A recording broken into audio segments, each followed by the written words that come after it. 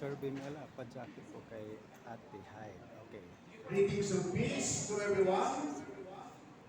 As you have noticed in my profile video, I was the first Filipino awardee of the prestigious Math and Cake Prize for non-violent peace war in 2020. That was awarded in 2022 because of the pandemic. For that matter, can I make a request? Can I make a request? Can you please share the greetings of peace to the person seated next to you? Just say, peace be with you. Peace be with you.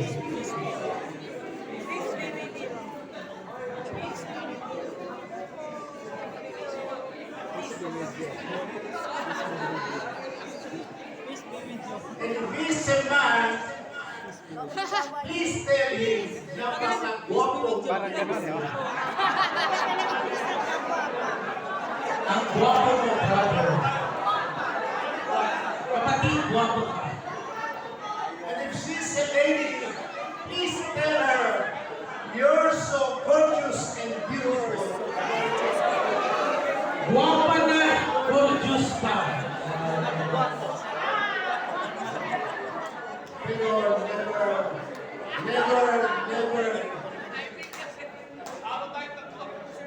Pero never say rest in peace. Yung doon lang mag-rest in peace. Kilala na niyo kung sino yun. Anyway, before I proceed, ako'y nagpapasalamat talaga sa presence niyo kay Ray. This only goes to show not only to support the song, but your support for UP Finlandia. Palakpakan po natin ang mga sarili. Gusto ko rin pasalamat Like, share, and subscribe po tayo guys. Pasupport po. Ayan, daghang salamat si Sorina. Institutions, ABS-CBN is here, SNNI, and Millionario Channel. Palakpakan po natin sila. Sampo na rin yung napakaraming vloggers na nandito ngayon. Palakpakan natin kayo. Of course, gusto kong batiin ang isang inspirational leader who is behind what we call one of the very reputable organization that is called Mindanao. And I'm referring to the DPS Confederation. I am referring to Councilor Danny Dayahira. Palakpakan po natin siya. He is from Davao. And kasama rin dyan ang chairman, of course, ng DPS Sarahol. Nawalan mo ako din ang kuya ko na si Wendell Cabrera. Bago ko banggitin ang mga iba pang guests natin, gusto ko lang banggitin din kung sino yung nag-organize talaga dito sa event na ito ngayon.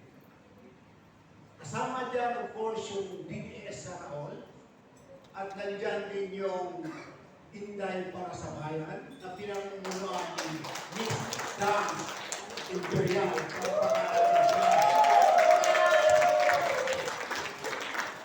At siyempre, hindi mawala yung BIPSD, for Sustainable Development. Ngayon, tuwa rin ako sa presensya ng ating mga senador at future senators. Of course, sino bang naniniwala na hindi nanalo si Attorney Raul Lambido noong last election? Panalo lahat ang mga kandidato ng PDP.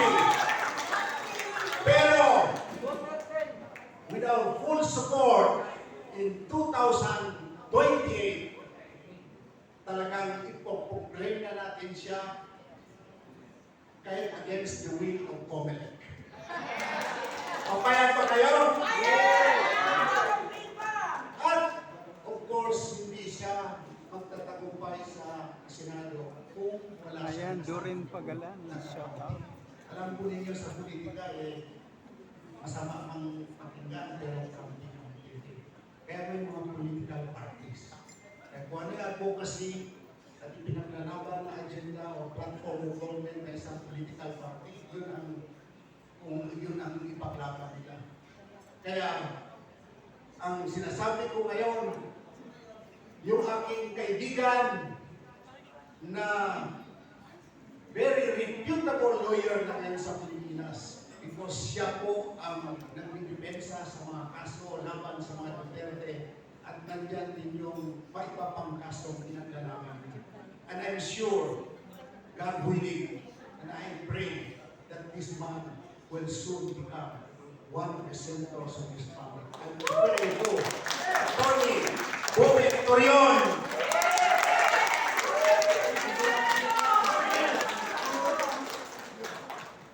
Isa pa dapat na-proclaim na rin dito. Kasama ni Atty. Raul Labino. Panalo sila eh. Pero siguro, pwede pa tayo mag-create ng sarili natin conflict. Wala nang usama. No fair play. So, of course, palakpakan natin, of course, si Dr. Richard Mata.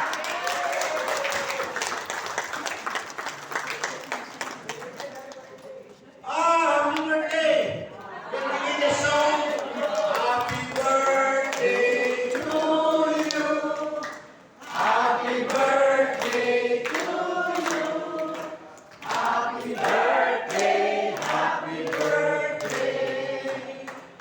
Happy birthday to you. Sa'yo ang inumin, sa'yo ang tulugan. Happy, happy, happy birthday. Sana'y masing mo kami.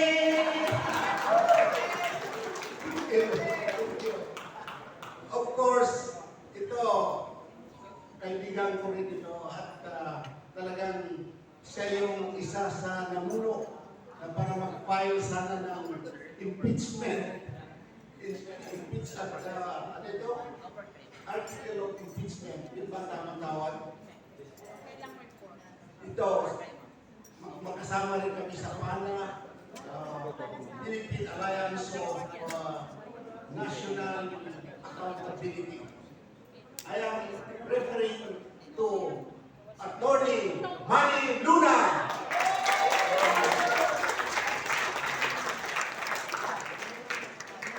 Para may kasama. And of course, isa rin sa security officer natin. Hindi tayo po yung wala tayong military personnel or officer na kasama natin dito sa PIPST, sa PANA, kung saan. Ganon, Paul Bautista. And I'm referring to, of course, General Kita.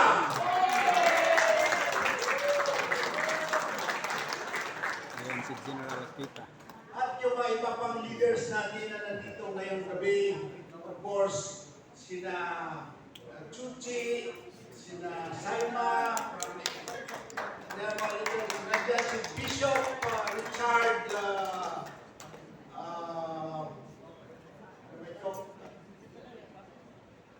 limutan ko tuloy si Bishop.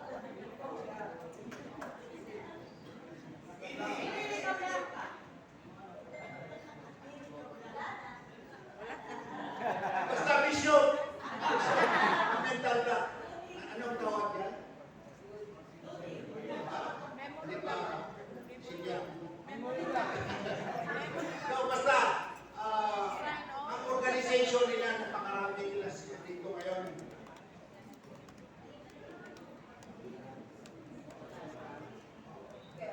Of course, nandito rin. Nandito rin. Sorry. Of course, nandito rin si Mayor Relina Lim ng Baroy, Lanao del Norte. At nandito rin si Mayor Tin Tanahasi. Takahasi. Saan? Ito. Yon si Bishop Ricab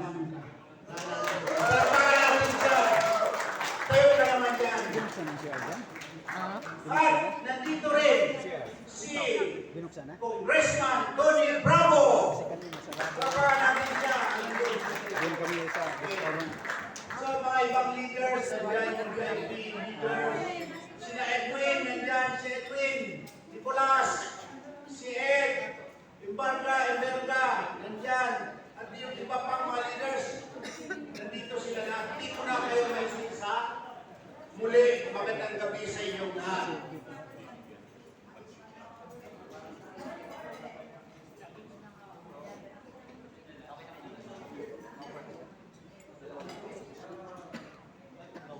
Have a prepared speech. Sandali lang ito, okay? To start with, allow me to share with you my quote. This is my personal quote. And it runs this way. The Philippine government is no longer a public trust, but a public trust.